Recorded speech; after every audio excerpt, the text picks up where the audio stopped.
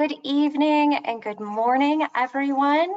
Welcome to the Les Turner ALS Foundation's August ALS Learning Series. As y'all are joining, I just want to remind you that you are muted and off camera. So sit back, relax, and enjoy the presentation, which should take about an hour. You'll notice to the right of your screen, there is a chat box. Feel free to drop any questions you have into the chat because we will have time to take some questions towards the end of the presentation. And just a reminder, if anybody needs to go or you know of anybody that wanted to attend but couldn't for some reason, this is being recorded and it will be added to our website and our YouTube channel within the next couple days or so. My name is Anne-Marie Doyle. I'm the Community Education Manager at the Les Turner ALS Foundation. And before we jump into today's presentation with Dr. Samar Aoun, I want to tell you a little bit about the foundation. So today's presentation is made possible through the generous donation from the Gilbert and Jacqueline Fern Foundation and our industry partners, Mitsubishi Tanaba Pharma. So, well, my clicker here. There we go. So who are we? We are leaders in comprehensive personalized ALS care and research, and we realize that people living with ALS may feel overwhelmed or unsure of what questions to ask next, and that's really where our support services team shines. We have a team that's comprised of knowledgeable and compassionate nurses, social workers, and therapists with many years of experience guiding people and their families affected by ALS. We offer a variety of services. I apologize, my dog is trying to make an appearance today, including visits by ALS support coordinators, need-based grants, and connecting people with community resources. At the Lois and Solia ALS Clinic at the Les Turner ALS Center at Northwestern Medicine, we offer access to enrollment in clinical trials and a multidisciplinary team that can provide comprehensive support. If you're looking to learn more about treatment options, or maybe you're interested in browsing our library of past ALS learning series, please visit us at lesturnерals.org. And lastly, we know that making decisions can be overwhelming. And again, we are here to help. At the Les Turner ALS Foundation, we developed My ALS Decision Tool to help you learn more about your options. Currently, we have 3 decision tools available, one for breathing support, nutrition support, and genetic testing. And with that, I am so excited to introduce all of you to Dr. Samar Aoun, who is a Parent Institute Research Chair in Palliative Care at the University of Western Australia. She's an inspirational champion for improved palliative care and greatly respected for her leadership and advocacy for public health approach to palliative care and grief support with a greater community involvement. She's known as an innovator and champion of practice and policy translation. Professor Aoun's research and contribution has earned her international recognition, helping to improve understanding of palliative care and bereavement care and the opportunities for improvement through the compassionate communities model of care with closer integration of clinical and community care aspects. Her particular focus on improving the end-of-life journey for underserved groups, such as people with motor neuron disease or ALS, dementia, terminally ill people who live alone, and family caregivers before and after bereavement is one of the many ways she is making a difference. In a voluntary capacity, she's co-founder and chair of the Southwest Compassionate Communities Network of Western Australia, president of the MND Australia, president of the MND Association of Western Australia, and a board member of Palliative Care of Western Australia. She's also been awarded the Medal of Excellence from the European Society for Person-Centered Healthcare in 2018. She was awarded the Centenary Medal in 2003 by the Australian Prime Minister, and then most recently in 2023, she was awarded Western Australians Australian of the Year. Welcome, Samar. We are so excited to have you. I am now going to make you the presenter so you can take over. Thank you, Anne-Marie. And it's my pleasure to learn more about the Les Turner ALS Foundation. Amazing work that you're doing, similar to all the MND sort of associations around the world. And of course, everybody is here because we're all compassionate, and this field is probably the hardest field to work in, with everything else that we know that our MND community suffers from. So I'll go straight to my PowerPoint presentations. Here we go. Okay. So I'd like to share with you, what we're doing in the space of compassionate communities in Australia. Of course, it's a global movement. It's great that we're able to operationalize such a wonderful concept here. And then I'll talk about how it's really vital for the ALS community all around the world. So what is compassion? Let's see if we all have the same definition. And I think that one sort of hit the mark for me. We respond with humanity and kindness to each person's pain, distress, anxiety, or need. We search for the things we can do, however small, to give comfort and relieve suffering. We find time for those who we serve and work alongside. We do not wait to be asked because we care. So really, compassion is absolutely everybody's business, but it's just sometimes not really that visible, and many reasons to why this is so, and I'll talk to you about it. So compassionate communities, it is an aspiration, but it's also a practice. It's inclusive. It's about suffering. It's not about any particular disease. All diseases are involved. It's committed to system change, and this is where I'm excited about this concept, because we were able to do system change. And it's a key element of a public health palliative care approach. We have an international organization called Public Health Palliative Care International. If you'd like to Google it, there's so much there on that kind of work that all over the world is being done. Now, the key point there is that the community is an equal partner in delivering that complex care alongside palliative care services, chronic disease services. That's the only way we can have better quality of care, better quality of life, and also better quality of death. So internationally, models of social and practical support at the end of life are gaining momentum as a result of compassionate communities, which means there's going to be a shift in the culture of care and support, where care is more sustainable and affordable, and there are high levels of community control and ownership. So what is the evidence behind it? And I'm really thrilled that in the last few years, quite a few of us were able to build that evidence. So it's not just a lovey-dovey approach to care. It does work, and it does do a system change. So research has shown that only less than 5% of a person's day who's got a terminal illness or dying is in contact with formal care. And we mean by that doctor, nurse, social worker, pharmacist, any allied health. So where do we spend the 95% of our life? Who with?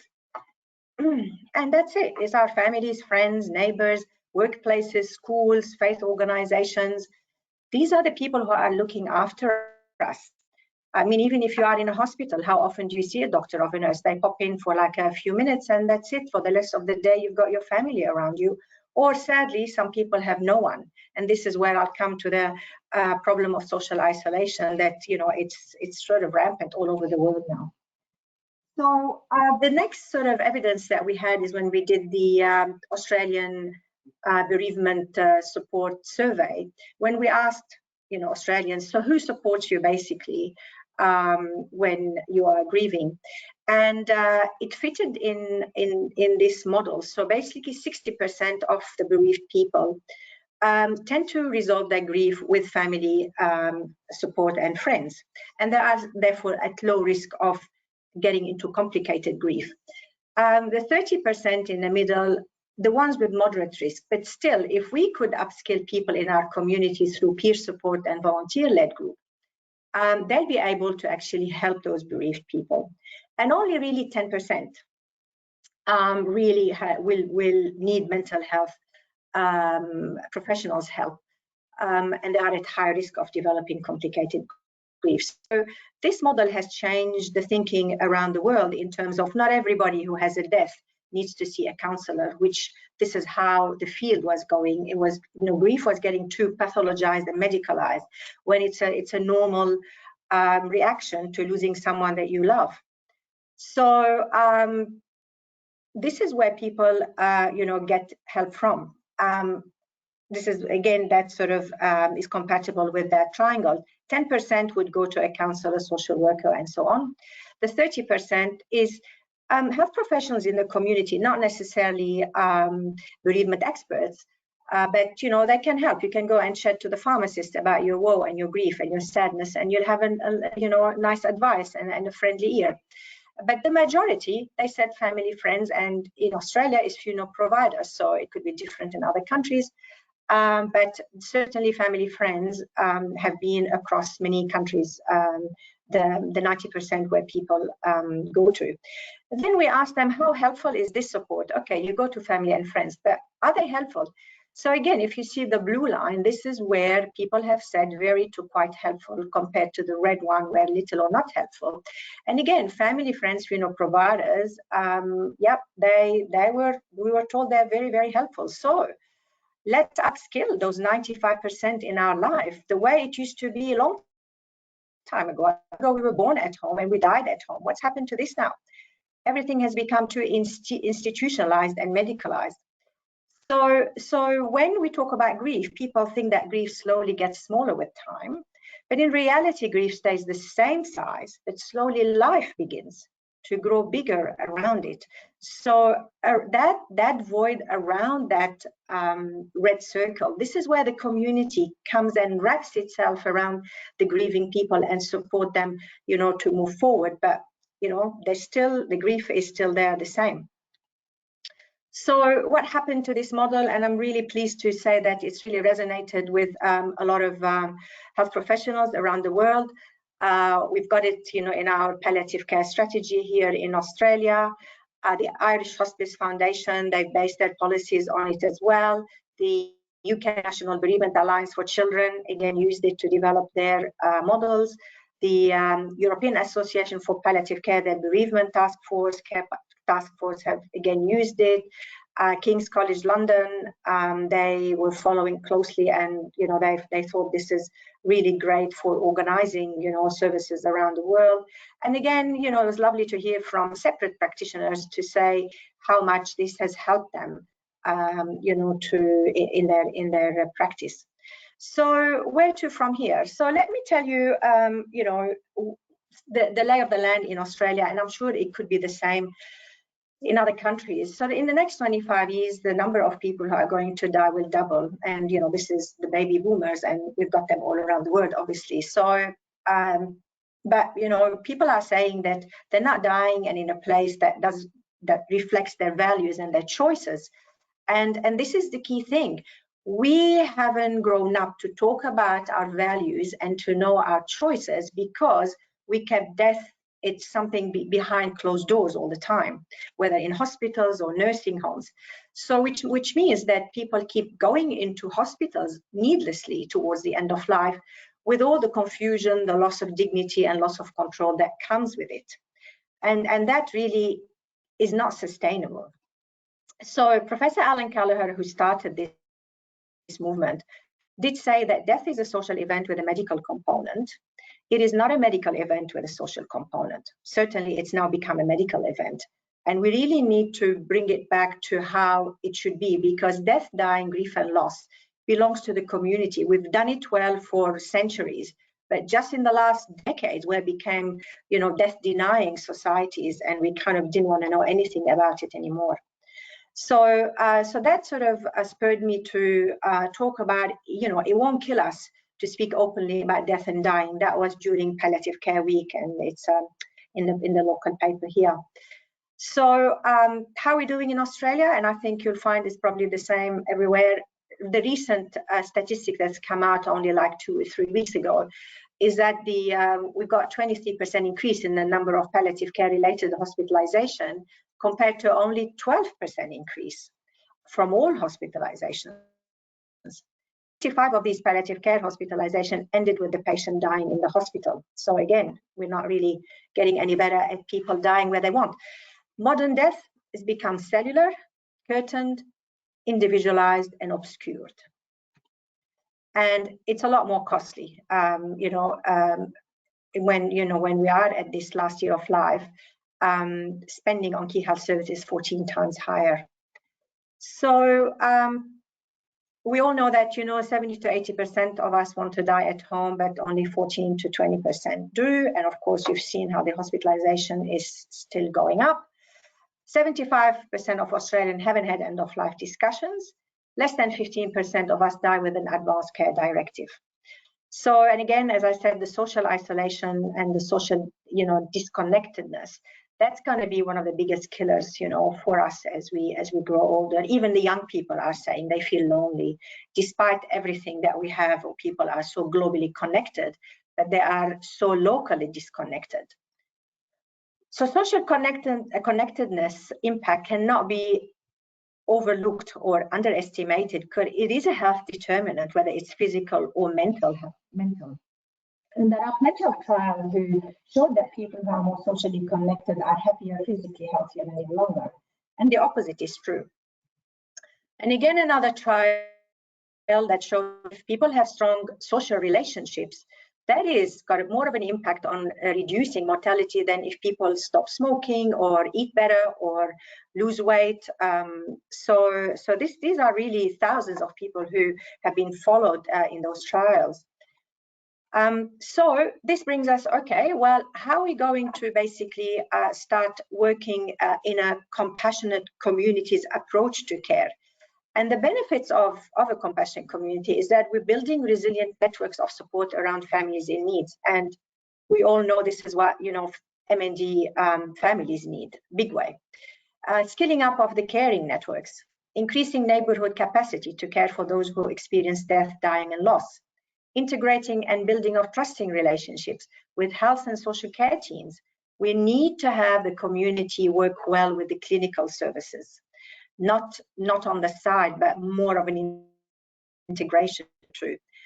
Increasing equity of services, and again, financial savings. And of course, we know the UK, they've showed that there was a reduction in ED admissions, emergency department admissions. So we started our Southwest Compassionate Community Network here in Western Australia. And the motto is for every person, every family, and every community knows what to do when someone is caring, dying, or grieving. This is the first lot of the Compassionate Community Connectors. Now, it's a bizarre picture because it was taken during COVID, so we all had to stand quite away from each other. But anyway, this is go in the history. This is how the photos were during that time. So this is a partnership between the community and the health service in Western Australia.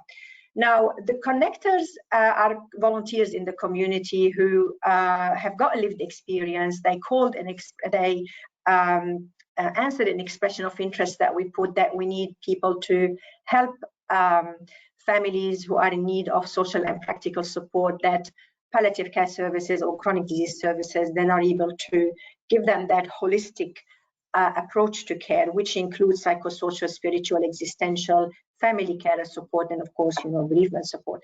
So the role of the connector is quite specific. It enhances the networks within those circles of care. So you've got the family, the person with the illness and the family, and then around them, the inner informal network, and then the outer, and then the community, and then comes the health professionals. So this is a key role about building the capacity of the community to help each other. Now they call on for caring helpers in the community. And these caring helpers, for instance, may come and walk the dog, do the shopping, collect a prescription, go to the library, mow the lawn, and even sit with a person who needs a break. And we found that a lot of the need is people want other people to come and have a cuppa with them and have a chat. Now you may think these are little things, but this makes a lot of impact in a person's life, because it normalizes that they are living a normal life until they die. So there's a big impact, and of course the literature on that is quite evident. So our community volunteers are trying to diagnose suffering, not diseases. I mean, they're really more called like citizens who are helping, basically. It's not the strict sense of volunteering, so I'll come to that a bit later. So this is the domains where our connectors and caring helpers have offered support. And as you can see, the highest need was in the social domain, 76.9% to, very little in the other spaces. So what did the connectors and the caring helpers do? So basically that's help people get their wills, advanced health directives, equipment access, meal delivery. They organize meal trains, joining community groups, old-time dancing, crafts, walking groups, men's sheds, surrogate grannies for families with kids, transport to medical appointments or social occasions, gardening, social visits. But the most important thing is empowerment and ownership. You can do this. And this is where people, particularly those socially isolated, kind of dropped the bundle. They just had no more energy to actually feel empowered.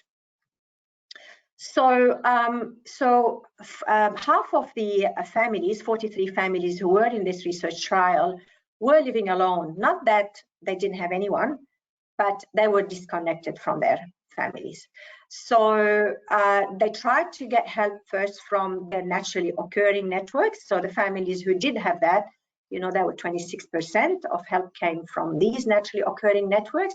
But those who didn't, this is where the resourcefulness of those community members in trying to facilitate networks from outside the immediate networks of those families. And about 60% were people who answered the call from the community and they said, yes, we'll help those people. We're happy to be part of their, supporting networks. So, that is amazing way of being socially connected. So we tested the social connectedness using the MMOS, which is the Medical Outcome Study Social Support Survey, and before and after the intervention of the coming into play. And as you can see, there was a significant improvement in social connectedness with the blue line, a lot more than the green line. Then we looked at their dependency for unmet need and the availability of network support. And as you can see, we've doubled the availability of network support for these families through the work of these connectors, and that was quite significant. Then we've asked them about what's the highest impacts of the impact of this program. So the orange one is what the families have said, and the blue one is what the connectors have said. So the families thought the highest impacts was in reduced social isolation and coping with daily activities.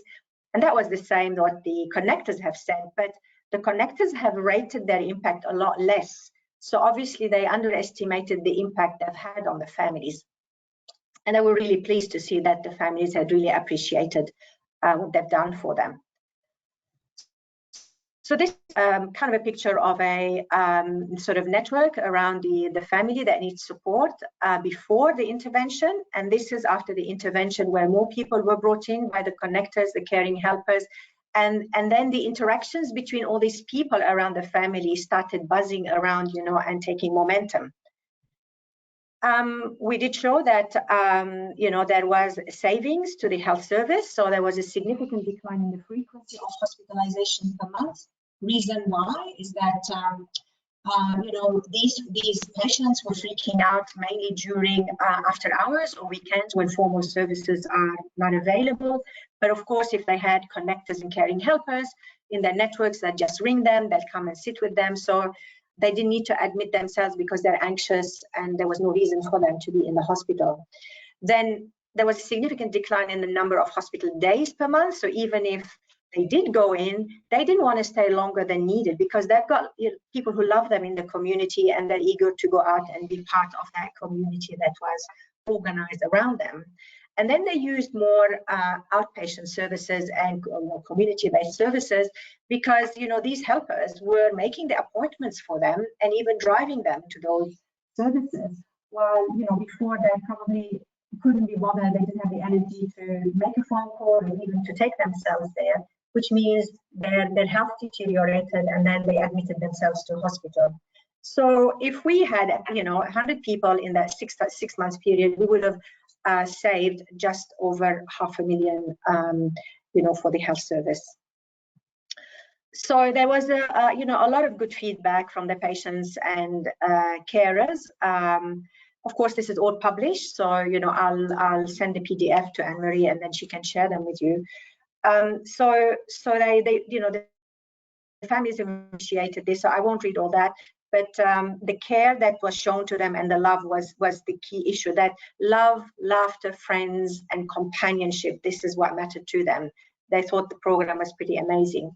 This is one lady helping another lady around Christmas time do her cards. She's a COPD lady who, cannot leave her house a lot. Again, this is a church group of multi-generation who came to help this guy with his garden.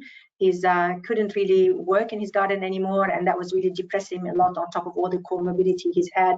And of course, he felt that the blackness had really lifted once, that he's had this group come and help him. The healthcare team, this is the key. They felt that it was easy to implement. That's added another string to their bow, especially in small rural areas where there's a lack of formal services and they're not able to stretch their outreach, to these places.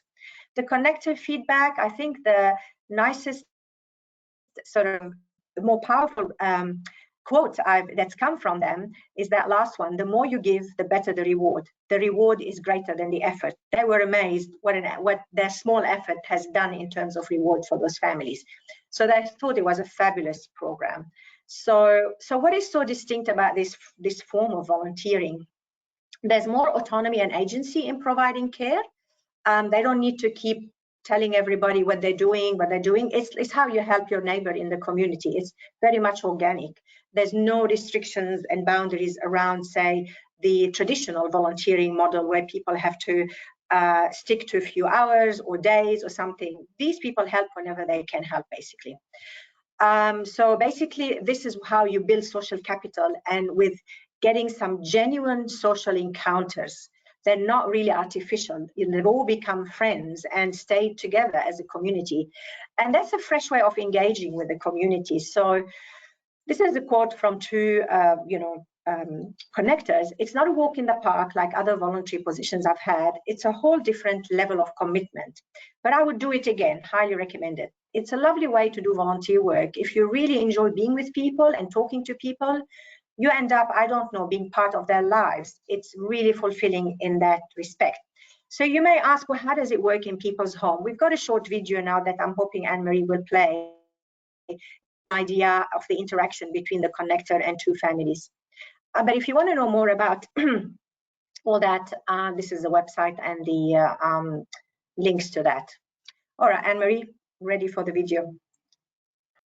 Thank you. Just give me one moment, everyone. I'm just going to switch the audio and then we'll get this playing.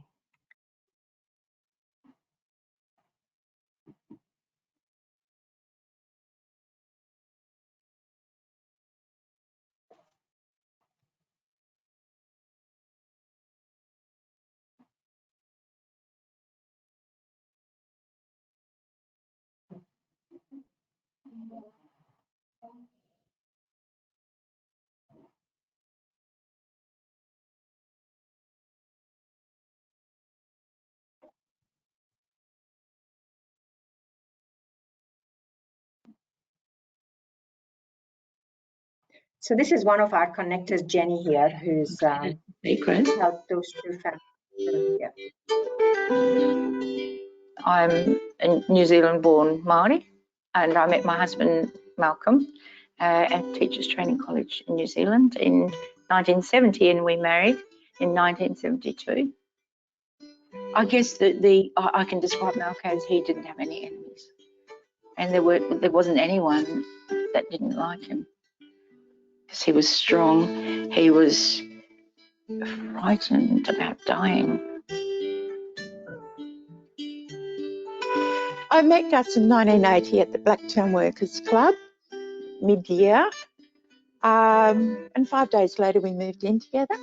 So we've been together nearly 41 years. We married in '88, and by that time we had 6 children. So we're a blended family. Gus had 2 children, I had 2 children, we had 2 children. Gus was very, very fit. He was, he'd gone back to uni at the mature age, around about 60 years old, I think he went back. Loved books, writers, authors, always had. He always thought he had a book in him, they say everyone has, and he did have. And then he became ill, and we never thought it would last.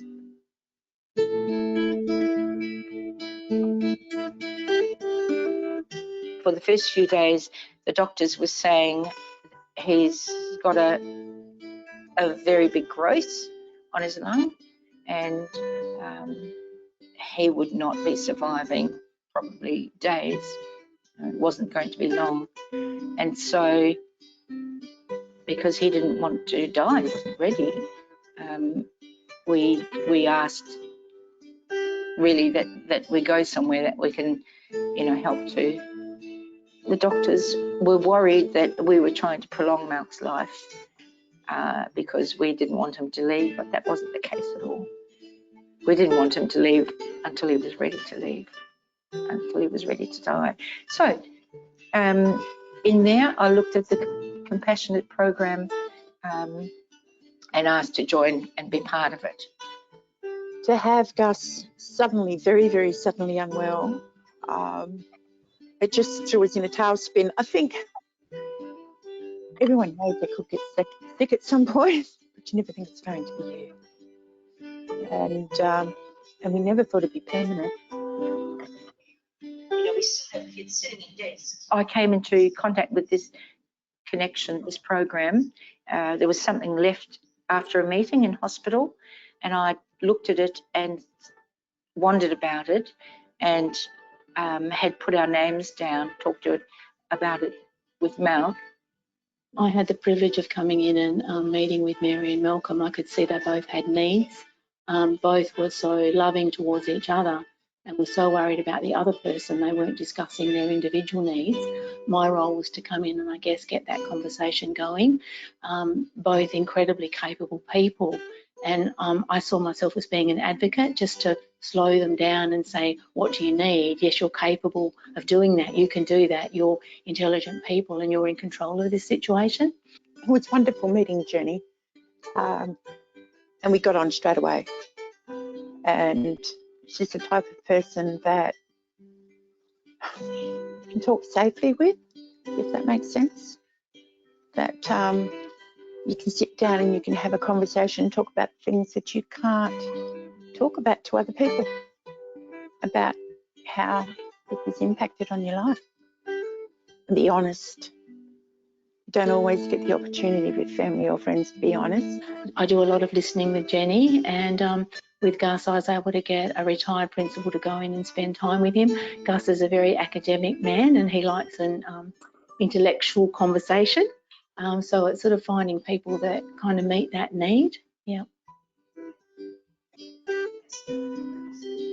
On end-of-life care, upskilling the community is a really key point that we are working towards in the Compassion Communities Network.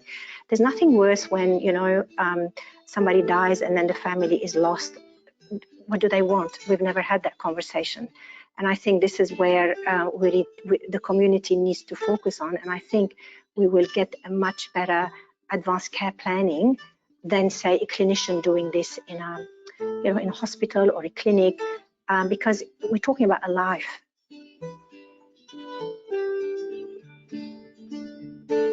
No one wants to feel helpless. And it took me a little while to realise that this wasn't so much about helping. It was about supporting and being beside people during times when they otherwise couldn't cope on their own. And that was me. I was just overwhelmed.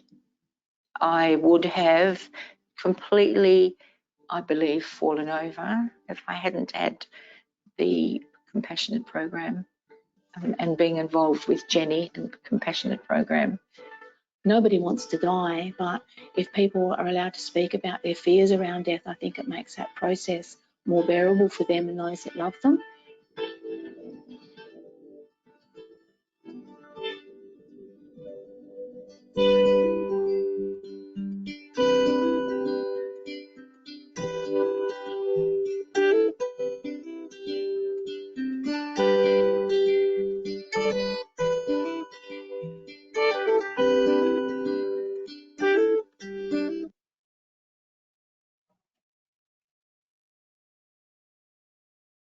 Yeah, thank you, Anne-Marie.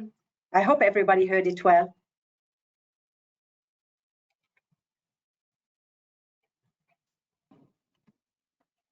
Thank you, Samar. And I am going to throw it back over to you. Thank you very much. Show my screen. Okay, here we go.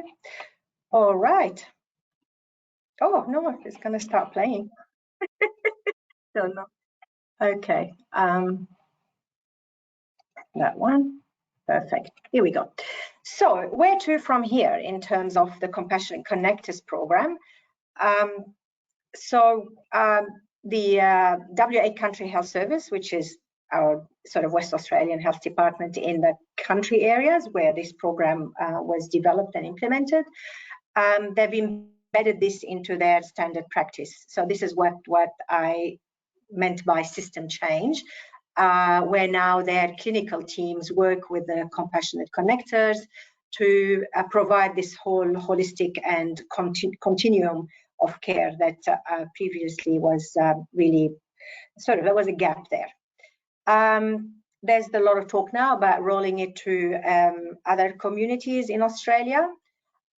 General practitioners are, again, a group that we need to start working with in terms of referring, their patients to the Connector program, if that's the right program for them. And then the other thing we've done is engaging local government, the councils. I'm not sure if they're called the same in the US, for instance, but so this is the closest level of government that works with the community. And then, of course, we have the state government, and then we have the federal government. So the idea is to really get the vision of compassionate communities throughout the community if we really want to start building that compassion or growing compassion, so that more and more people are happy and feel confident they can provide this practical and social support. So we've developed a compassionate Bunbury charter, of course, with our local government, the Bunbury Council, and the idea is that to guide and encourage everyone in the community, schools, service providers, businesses, to work together to create a more community that's resilient, responsive, understands the need of community support to get through difficult times. And again, if you go on the website of Public Health Palliative Care International, there are quite a few compassionate towns, cities all around the world. But what we've done here, we've done a toolkit, like a set of actions and pledges, so that people know how to grow compassion in their communities. So it gives them the inspiration about, right, what are the acts that I need to work through with my community and do something either at the individual level or collectively. So from consultations with the community, and we developed this report or the charter, what we call the Compassion Bunbury Charter. There were 10 aspects that the community wanted a focus on, from mobilizing networks of care to supporting good communication, respecting people's wishes, and so on, and then even leaders, in workplaces. And so where does this sort of idea of charter comes from? It does come from the principles of Ottawa Charter for Health Promotion, where we focus on building healthy public policy, creating supportive environments, strengthening community action, developing personal skills, and reorienting healthcare services. So why we need a compassionate charter? Because it's a systematic way of ensuring we build compassionate communities in all sectors. It gives some incentive schemes and awards at civic level. I did talk to our mayor, hoping we will have an award, a yearly award, mayoral yearly award in the Most Compassionate Act or Most Compassionate School, and so on. So to keep it, vivid in people's eyes, and so it's really a program of civic action oriented towards end-of-life care. Now, that wasn't easy for local government because they've never really talked about end-of-life care. So, that's a new thing that we are introducing through compassionate communities. So it was endorsed by council and launched just recently on the 4th of August. And, you're old when the mayor is the age of your son. So, yes, that was a reality of it. So now to the ALS Family Carers. Obviously this program is so vital for our, ALS community in general, because we know from the time of diagnosis they are living with dying, and they need as much love and support around them. Now, the research that we've done shows that our family carers are traumatized, angry, abandoned, but some feel empowered, and so what's making the difference to the grief journey that starts from diagnosis? So again, we've done a national MND bereavement survey here, and it was facilitated by our MND Association. We had 393 people complete the survey, which was a response rate of about 30%. So the profile of the bereaved are probably the same everywhere in terms of the ones who answered the survey were female. They were mainly the spouse of the deceased. The ones who answered cared for a median of 1.5 years. Of course, it's ranged from 0.4 to 22.5 years, and 80% provided day-to-day hands-on care. We had measures of psychological morbidity in the survey in terms of prolonged grief disorder, clinical depression, clinical anxiety, family functioning, and it showed that there were 12.3% anxiety, 18.6% depression, this is the moderate to severe, and 18.7% family dysfunction. So what are the risk factors for complicated grief? Of course, anxiety, depression, family functionings are big risk factors for complicated grief. But talking about the last two, a shorter period of caring, which was interesting. The reason why with ALS is just such a fast progressing disease that people just don't have time to get prepared for the death, and also they don't have the support necessary that can be put in place for such a progressive disease. So insufficient support was really a risk factor for complicated grief. Now, do we rely all the time on paid support? That's not the answer, for anybody really. So when we looked at that model again, the triangle, on the right in red, you could see that there are less people with low risk of complicated grief, more in the moderate risk, and of course higher in the high risk than the general bereaved population. To traumatic disease, these percentages do differ for them, which means they need still a lot more support. When you look at this graph, you find that the ones who said they didn't have enough support, this is where the red bar is where the people with high risk of getting complicated grief are. Again, here it's about, if we look at the middle one, the mental health, people who had insufficient support had their mental health in pink there, had got a lot worse than those who did say had enough support. Now, this is exactly the same, nearly the same answers that we got from MND family carers in terms of their source of bereavement support were mainly family and friends, funeral providers. Of course, the GPs took a bit more prevalence here, and also the MND associations. And this is where the MND association, or in US, ALS association, play a vital role in this space. Again, we've asked them if they've been helpful. Again, it's the same thing. Family, friends, funeral providers probably were quite helpful. Community groups quite helpful. Yeah. So again, it's the same situation like with the generally bereaved people. When we asked them, about some quotes that came from bereaved caregivers, and this is the low risk. The last one, I was very fortunate to have the friend and family I have. They have been with me whenever I needed support, distraction, or someone to reflect with. So that's really strong. It's just showing people who have support around them may not necessarily become in the high risk category. While this is 3 quotes from the high, or 4 quotes from the high risk category, again, the one in yellow, it's difficult suddenly living alone, and a feeling of loss of purpose. Nothing prepares you for being alone. People say go on holiday, but not having someone to share the experiences with makes it really a sad experience, not a happy one. I spend a lot of time carving a small headstone for her grave. So it's really quite verbalized in terms of what made a difference to being, you know, in a low risk category or a high risk category. As I said, you know, all that is being published. And this is the key one as well, about how, you know, we can equip better our ALS associations to play a bigger role before and after bereavement.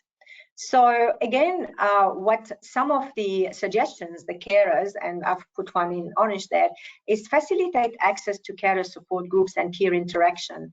That is vital. People need support from within their peer.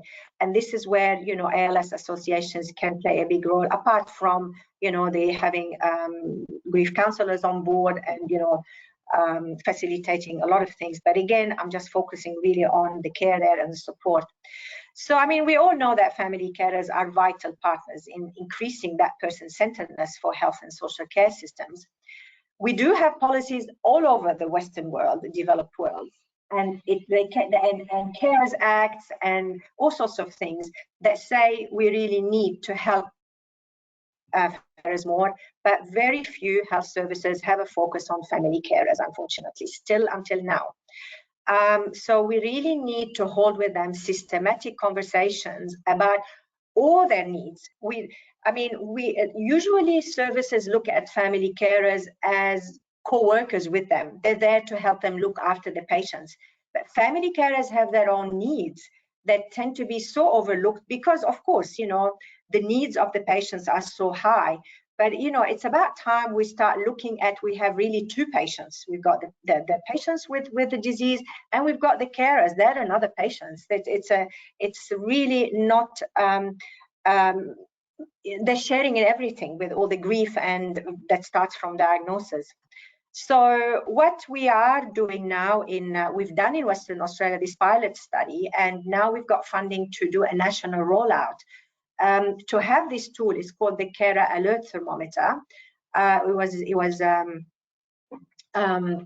developed in the UK, and it's about looking at the low, medium, and high needs of the patients, and they're sort of asking them the question, how much support do you need? Unless we do this systematically and consistently, we will never help carers in a timely way, and quite a few of them will probably reach the high risk of getting complicated grief. Again, there is publications on this, so I'm really excited that we're able to do a national rollout here in Western Australia. Now, from the small pilot study, again, managing feelings and worries come really high, providing emotional or spiritual care, being involved in decision making, balancing your own need with your caring role, and so on. So all these, you know, need to be asked to know exactly. You cannot, as a service think what the carer feels. And again, our pilot showed that sometimes when the patient deteriorates, the care advisor said, oh, you know, we're going to see that the family carer is going to be in real big strife. But then they go in and the carer is very calm, cool, and collected. And some other times where the patient probably hasn't really changed very much, but then the carer is really in need for a lot of support. So you can't really judge that. You really have to ask people about how they feel.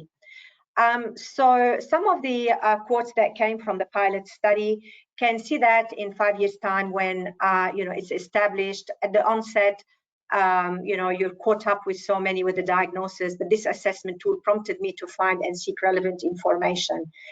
This really hit the mark in helping me address my needs and clarify actions. Again, somebody said it's a brilliant idea. It should be repeated regularly. It made my loved one understand what I'm going through.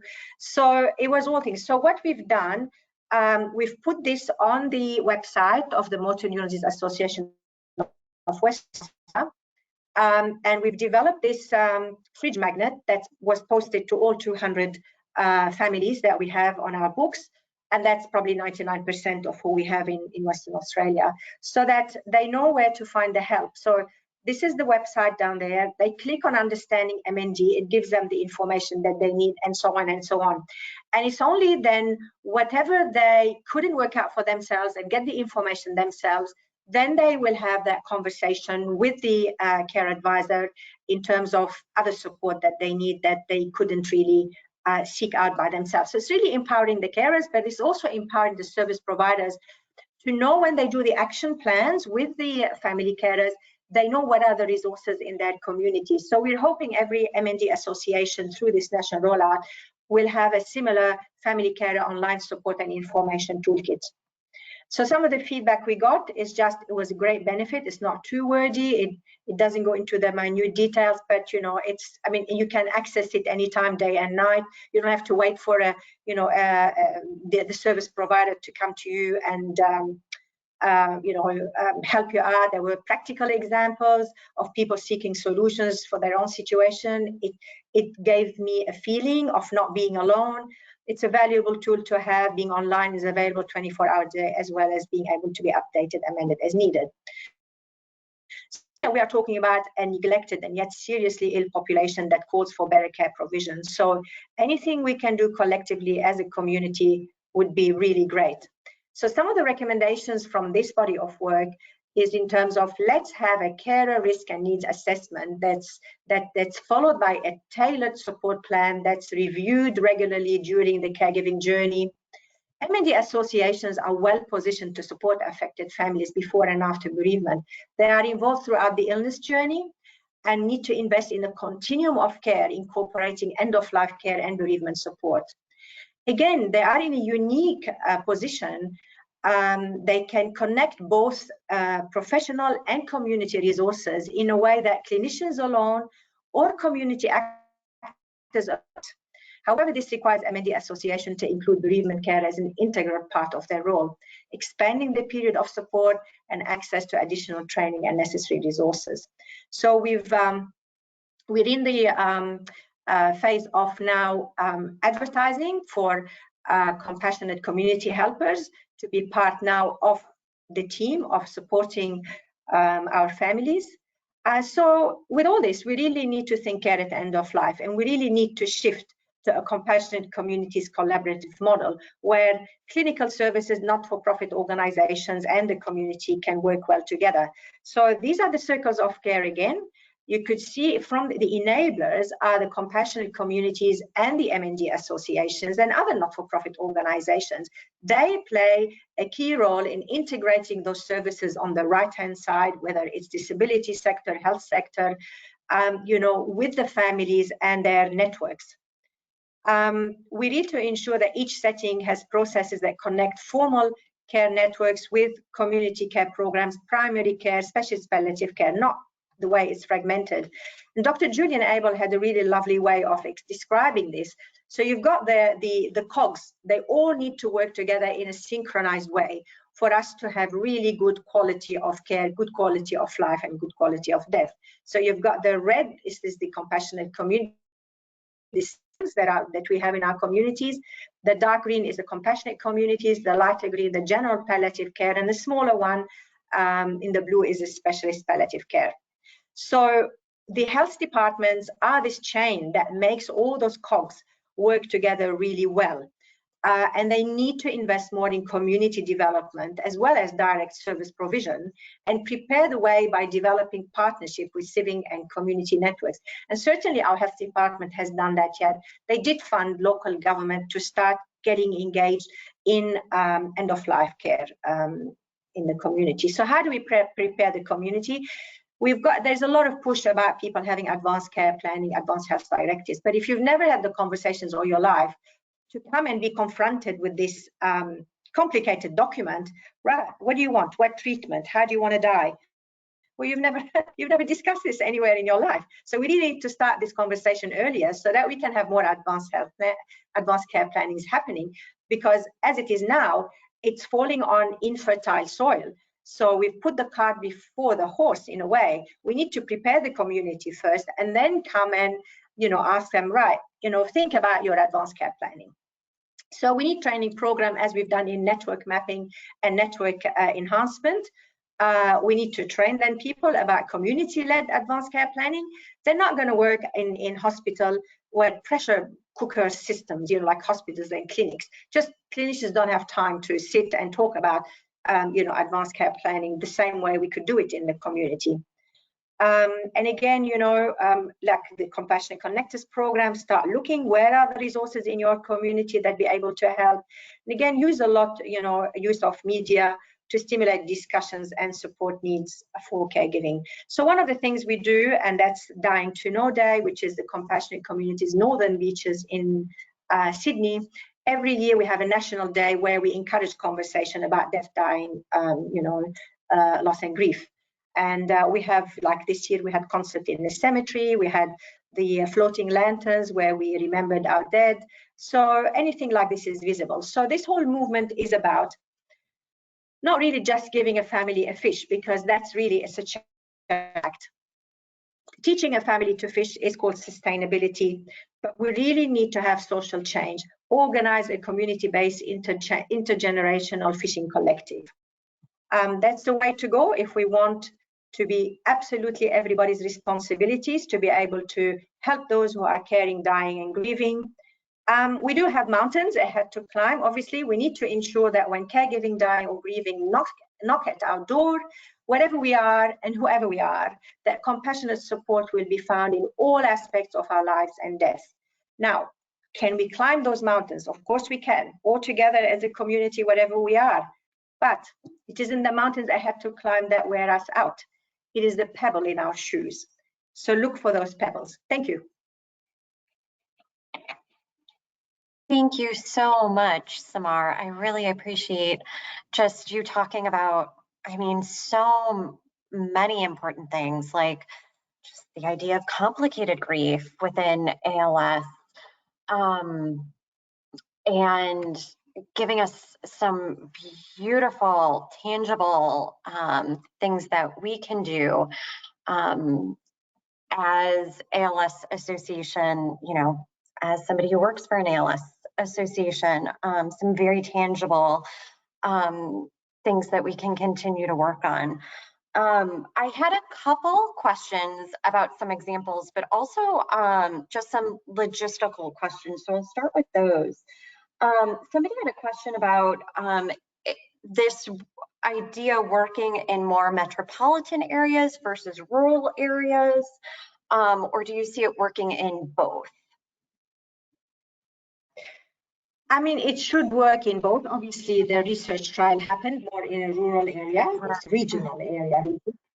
But obviously some other people, like say in Belgium, they do have compassionate communities in Brussels that they are working with. So it's just really, it could be different in different places. It's just a matter of knowing your community and how you organize help around the geographical boundaries that you have, or the cultural boundaries, or all that stuff. So people who live in those communities are well placed to know this better. But of course, we have a concept that works, encouraging a lot clinical services to start, getting the community to work with them. And that's going to be vital for ALS people, because to have a compassionate connector visit those families and give them that love, support, and of course, if they did have the lived experience, is invaluable. Where are the resources in the community? That's something paid staff may not know, or do not have the time to actually do it. And but people need friends, and this is the whole concept, is that these people become their friends. That you hit on like two other questions that I had. So the first one being, how do you recruit for your volunteers? So the way we've done it, we put out an expression of interest on social media or through our own networks. And so people, the expression of interest, we had a look, and people who want to do it know they can do it, and if they can't do it, they won't put an expression of interest. So it's kind of they select themselves out, and then we ran a training program. And after this, the health service. So the only paid position is the leader of the coordinator of connectors. So this position at the current now sits with the health service. because the patients are referred from all over the health service to that coordinator position, and then she matches the families to the connectors. Again, that's a really nice way, because then the rapport can start really quickly. So if they are musical and we have a connector who's really very much into art and music, that really makes a difference as well for the connections. So that's how it works. And then, you know, the coordinator of connector keeps an eye on the patients from their clinical perspective, but of course the connectors know exactly what they need to do in terms of the practical and social support. Yeah. Mm-hmm. And then do you have an average amount of time that each volunteer donated? It sounded like it really just worked out. They didn't have a set number of hours that they needed to commit per week or per month, but just when they had availability. Yeah, so some connectors were able to, in the trial period of 1.5 years, some were able to see 1 family, some were able to see 9 families. Yeah. So it just depends on their social circumstances. And of course, most of the connectors are kind of from the older generation. So obviously they had their own health issues, they had their own personal issues, you know. So wherever they could, they did. Wherever they couldn't, they couldn't. This is what I mean. That's how we do it in our community now. If you're available, you lend a hand. If you're not, you.